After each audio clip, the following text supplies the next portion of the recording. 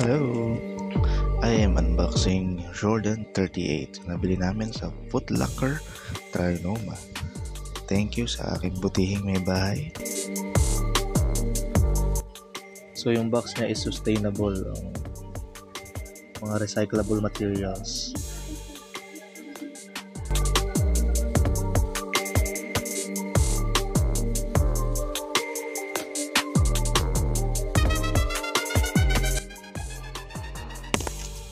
This is the pair.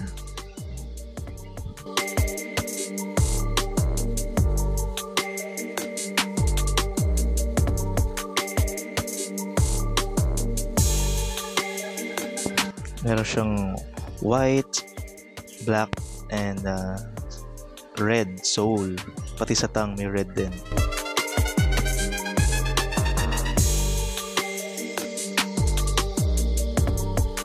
So yun, butas-butas yun para ma-breathable yung sapatos. Yung likod niya makapal yung pang Achilles tsaka pang bukong-bukong.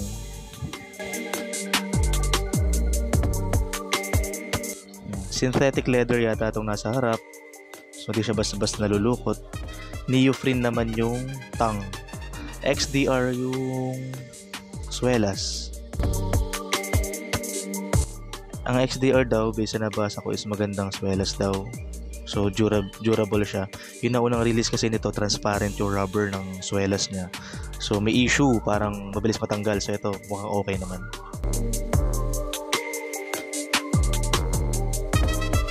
Ayan, so ayaw matanggal nung insole. Hindi ko lang bakit, nakadikit. At nanggulo pa yung anak ko. So actually maganda siya. For me it's retro and modern at the same time yung dating niya kasi ayan, yun yung ring noong 1993 nung nanalo sila.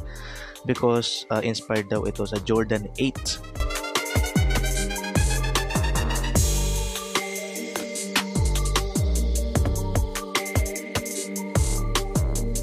I was surprised na ang gaan-gaan niya kasi yung itsura niya. Hindi siya narrow eh. Pwede rin nga to sa mga wide feet.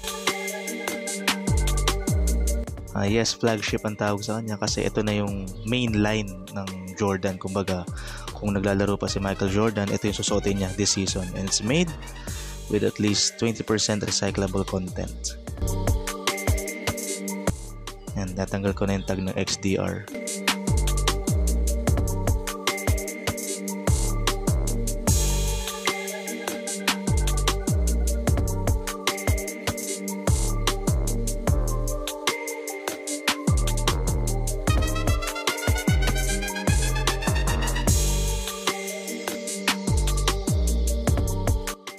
Ang ganda ng pair na to. Pwede rin siyang pamporma. Ito yung medyas na binili ko sa TikTok. Ang ganda-ganda niya. So ba bumagay siya sa kulay ng sapatos. So may left, yung isa naman may right. Susukat na natin yung sapatos.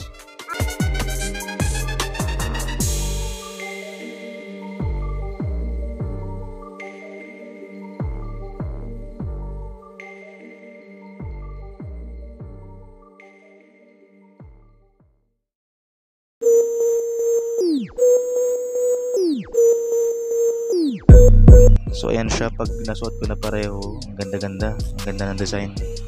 Tsaka super comfortable talaga. Yung design niya is parang nakafocus siya sa pag-bounce para hindi masyadong ma-pressure Achilles.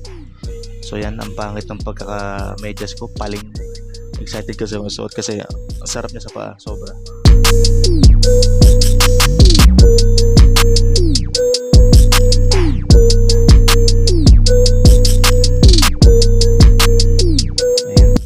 So traction test, good, ang ganda ng traction niya. I mentioned nga XDR yung swelas. Yung unang release kasi is translucent, so makikita mo pa yung isa pang part ng swelas na yung red. So yun yung isang parang features ng sapatos na to, yung red na yun. Parang may magandang sole siya. Excited na ako ipanlaro ito. Ang ganda-ganda.